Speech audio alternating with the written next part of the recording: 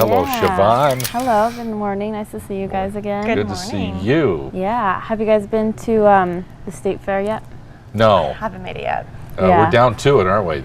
Yeah, I have to catch it before it goes. You know, last year I didn't make it, but I'm waiting for one of the food trucks to open up a funnel cake stand year-round, so I don't have to wait for the state fair every time. So I'll have to talk to Justin and talk to his people. You know. Good idea. I do need to get out there, you know, to look for some art scenes to report to you guys. And you know, I went out to Bert's Tiki Lounge for a Freaky Tiki Bass with Rude Behavior. Just doing my research, you know.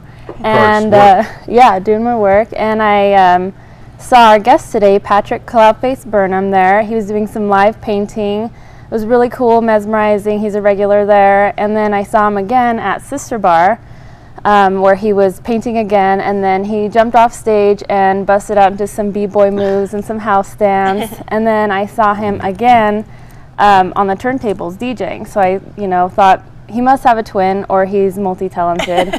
Turns out he's that multi-talented across the arts, which lends to his name, Cloudface. And Cloud is a Hopi artist from Gallup, New Mexico. He's been dancing professionally since '97. And I like your story about how, you know, you were at a dance class and you were put on the spot to dance to Run DMC's It's Like That. The teacher liked it, and eventually you became a teacher and co-founded Foundations of Freedom Dance Studio, and currently teach at Off-Broadway with some of the other guests we've had on the show here today. And, you know, of course, you're a muralist and a live painter and a DJ, so you've got all sorts of activity in the scene. Is what you're saying. Yeah. Yeah. So how'd you get the name Cloudface? Well, it was chosen by myself. Yeah. And I like how you said, like you're shifting scenes and art and dance and music. That's kind of where Cloudface come from, where the shifting face of a cloud, as he put it. So that's a really beautiful way to put it. It is.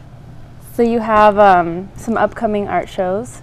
Yeah, I have, well, in October I'll be showing at the Rooney Hattie and Ace Barbershop. The first Friday I'll be doing the opening reception at Ace. And I also have art hanging at A&B Lunchbox. Oh, cool. As well. So I think we have some images. We have a bunch of pictures of his beautiful art. So let's artwork. bring them up. I want to hear about these. Oh, wow. So what medium do you use? Acrylic. Yeah, and usually on wood. Acrylic on wood. And you should Look see at the this guy results. paint live. I mean, he's just starts with a blank canvas, does it, you know, it's ready to sell right after, and it's wow. Oh, this is a full beautiful show work. with music and live art, you know. These are all live pieces as well. Really? Yeah. How long does it usually take to do one of these pieces? It depends on how much time I have. Sometimes close to 2 hours, sometimes 45 minutes. Oh my gosh. I look at this and it seems like something that would take days to do. It'd take me a lifetime to Yeah. do artists like that. The eyes on that animal. Yeah, it's gorgeous. Beautiful. Wow. Very impressive. Thank you. How long have you been doing this? Well, I've been painting my whole life. And dancing, I've been dancing seriously since about '97. And DJing since 2003. And I also produce music as well. He has a full family of artists. He said, you know, he grew up touring the country. His parents have a trade show in Arizona, right? Yeah, Trading Post. Trading Post in Arizona. And you said you kind of became a little defiant with art because it was kind of the groom profession in your family, but then got back into it through graffiti and street art, which brought you into dance and DJing. And his brother's a DJ, so he picked that up from his brother. So it's a whole family of artists. And I saw on your resume you've worked with some pretty big names too, like KRS-One. I don't know if y'all know who that is, but yeah, they were coming or just here? Yeah. So they were here just recently, yeah. Yeah. What culture do you identify most with? The Hopi culture? Well, I would say Navajo. I'm Navajo and Hopi, and I was raised more Navajo than Hopi. So, where can people get your music? iTunes, Bandcamp, basically any digital music outlet. You can find my album. It's called Secrets of the Invisible. And you have a new one? I do have a new one. It's not out just yet, but it should be out this year, hopefully, if I can get everything together. What kind of music do you like to make? Well, I mostly do, it's all instrumental for the most part.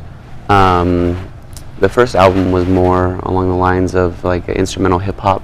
The new stuff is a little more experimental. I guess it could be classified more as bass music, but not all of it. Some of it's kind of more acoustic, but it's all instrumental. Yeah. And you also teach dance, is that right? Yeah. Well, me and my ex-wife had we opened our own dance studio in.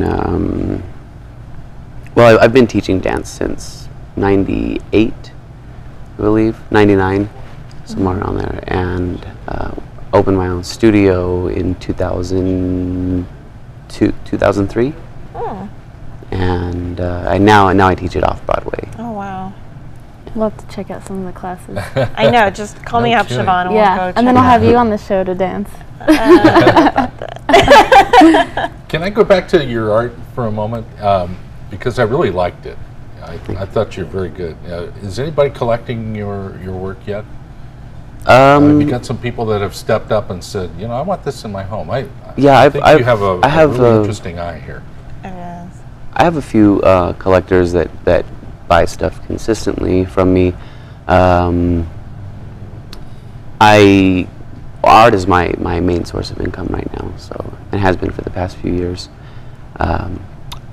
So I really put all my energy into that. Are you in a gallery or several galleries? Yeah, well, I just had a show in Santa Fe at the Eggman and Walrus Gallery, and